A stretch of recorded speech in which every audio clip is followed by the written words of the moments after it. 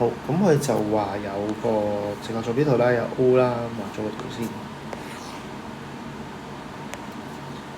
O 咁有個 point 係20，咁譬如喺度叫 U 啦，20啦。咁另外有個 V 係 positive x-axis，同埋 V 啦，叫住做0B 先啦。咁然之後咧，佢呢兩條線連埋咗，咁啊形成咗一個 OUV 嘅一個三角形啦。咁然後 OUV 呢個三角形佢 in center 係6嘅話 ，in center 係6嘅話，咁揾咗 area。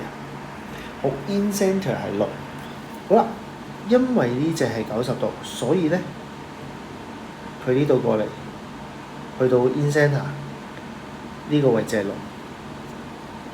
呢度係45度，所以咧佢個我用 calculation 啦，就知道呢一條線 in center 同 O 之間呢條線個 slope 係1，咁即係 y 等於 x， 呢條線係 y 等於 x 嚟嘅。咁 therefore 呢一度嘅高度都會係6，呢度嘅高度都會係6。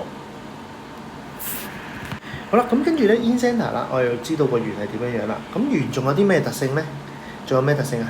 呢條邊等於呢條邊，呢條邊等於呢條邊，呢條邊等於呢條邊。咁我可以做咯喎。咁即係話14，呢度係14啦，呢度都係14。呢度咧就係要減嘅，呢度係6，呢度係6，咁呢度就係 B 減6，呢度都係 B 減6。好，咁我哋知道呢樣嘢之後咧，咁就可以做啦。B 減6加翻14。係等於翻20嘅 square 加 b square 嘅開方，可以有呢條式。咁啊，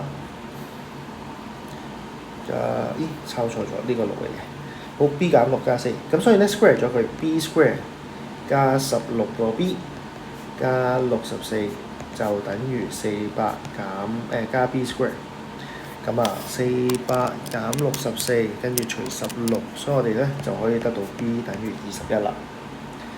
知道 B 係21啦，咁我哋做翻 triangle OUV 個面積咧就係底乘高除2，咁咧就係210啦。